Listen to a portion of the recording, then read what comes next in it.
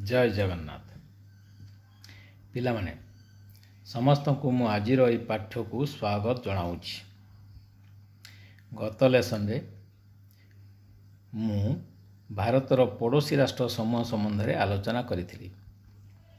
आजिर ई पाठ रे मु भारतर दुईटी प्रमुख पड़ोसी राष्ट्र पाकिस्तान और चीन ए दुईटी राष्ट्र सहित भारतर किपरि संपर्क अच्छी से विषय एक वीडियो तुम मानू देखाइबी। ये वीडियो को मन दे देखिबो एवं पाठ्य को हृदयंगम करिवो। ताहले चलो ये वीडियो देखिबा।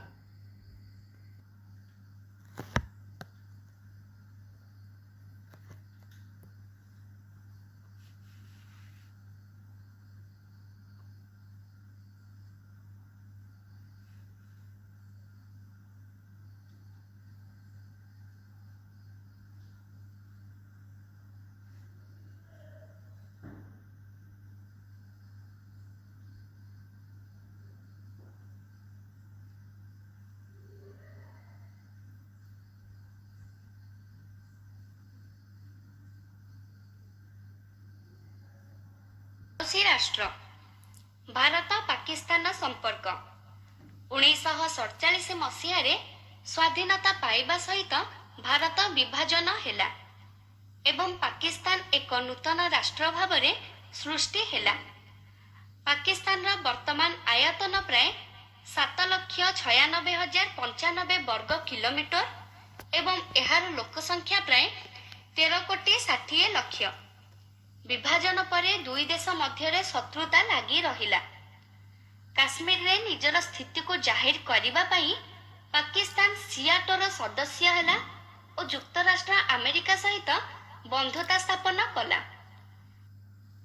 1965 मसीह काश्मीर प्रसंग को नहीं भारत पाकिस्तान मध्य युद्ध होइथिला।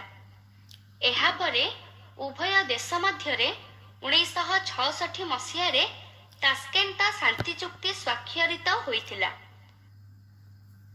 पुनश्च 1971 मसीह उभय देश मध्य युद्ध होइथिला एवं युद्ध विरति परे उभय देश मध्य सिमला राजीनामा होइथिला। 1972 मसीह सिमला राजीनामा युद्ध विरति रेखा को पुनः निर्धारण करागला। एहा वर्तमानर नियंत्रण रेखा भाव में परिचित। सिमला राजीनामा परे भारत पाकिस्तान 90,000 युद्ध बंदी को मुक्त करिथिला। 1998 मसीह भारत पोखरान ठारे आणविक शक्ति परीक्षा करिथिला एवं ता परे परे पाकिस्तान चघाई पर्वत रे आणविक शक्ति परीक्षा कला। एहा उभय देश मध्य अवनति आनिथिला। उभय देशर संपर्क रे उन्नति आनिबा पई वाजपेयी सरकार 1969 मसीह उभय देश मध्य बस चलाचल करने निष्पत्ति नहीं। तथापि पाकिस्तान भारत रे विभिन्न स्थान रे सन्त्रासवादी कार्यकलाप को प्रोत्साहित करुछि। 1969 मसीह होइथिबा कारगिल युद्ध काश्मीर प्रसंग को विश्व दरबार में पहुंचाई। 1969 मसीह जुलाई 4 तारिख रे पाकिस्तान प्रधानमंत्री नवाज शरीफ और युक्तराष्ट्र अमेरिकार राष्ट्रपति बिल क्लिंटन का मध्य आलोचना हेबा द्वारा नवाज शरीफ आतंकवादी माननकु कारगिल रो हटि जिबा पई आदेश देइथिले। भारत और चीन मध्य थिबा संपर्क बंधुत्वपूर्ण नथिला। पंडित जवाहरलाल नेहरू से समयर ब्रिटिश शासनाधीन भारतर प्रथम मध्यवर्तीकालीन प्रधानमंत्री भावरे कार्यरत थिले। चीन रे 1949 मसीहार सेप्टेम्बर मासरे क्युमिंटांग सरकार ताहार क्षमता हराई बसिला और कम्युनिस्ट सरकार प्रतिष्ठित हेला। भारत और चीन मध्य तिब्बत को नहीं समस्या देखा देइथिला। दीर्घ दिन धरी तिब्बत एक स्वाधीन राष्ट्र थिला, किंतु परे चीन एहाकु दखल कला।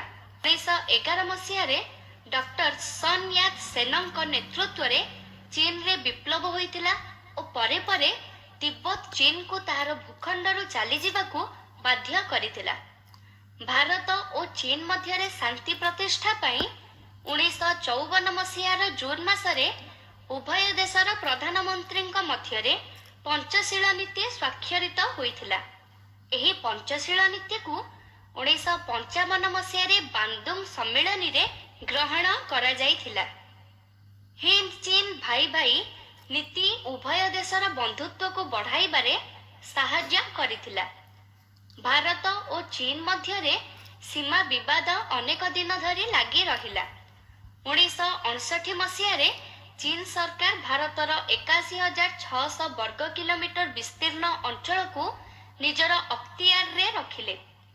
1962 ମସିହାରେ ଚୀନ ଭାରତ ଉପରେ ଆକ୍ରମଣ କରିଥିଲା। ଭାରତ ଚୀନ ମଧ୍ୟରେ ଥିବା ମ୍ୟାକମୋହନ ସୀମାରେଖାକୁ ଚୀନ ସମ୍ମାନ ନ ଦେଇ ଏହାକୁ ଅତିକ୍ରମ କରି ଭାରତର ବିସ୍ତୃତ ଅଞ୍ଚଳକୁ ଅଧିକାର କରିଥିଲା। 1993 ମସିହାରେ ଭାରତ ଓ ଚୀନ ଏକ ମିଳିତ ରାଜିନାମାରେ ସ୍ୱାକ୍ଷର କଲେ ଏବଂ ଉଭୟ ଦେଶ ମଧ୍ୟରେ ଥିବା ପ୍ରକୃତ ନିୟନ୍ତ୍ରଣ ରେଖାକୁ ସମ୍ମାନ ଦେବାକୁ ରାଜି ହେଲେ। 1995 ମସିହାର ତତ୍କାଳୀନ ପ୍ରଧାନମନ୍ତ୍ରୀ ଚୀନ ଗସ୍ତ କରିଥିଲେ ଓ ଦୁଇ ଦେଶ ମଧ୍ୟରେ ଶାନ୍ତି ଓ ସ୍ଥିରତାର ଚୁକ୍ତି ସ୍ୱାକ୍ଷରିତ ହୋଇଥିଲା।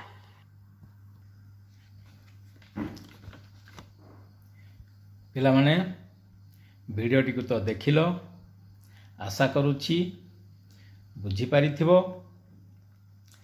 ଆଗାମୀ ଅଧ୍ୟାୟରେ ଅନ୍ୟ ରାଷ୍ଟ୍ରମାନଙ୍କ ସହିତ ଭାରତର ସମ୍ବନ୍ଧ କ'ଣ ରହିଛି, କିପରି ରହିଛି, ସେ ସମ୍ବନ୍ଧରେ ଆଲୋଚନା କରିବା।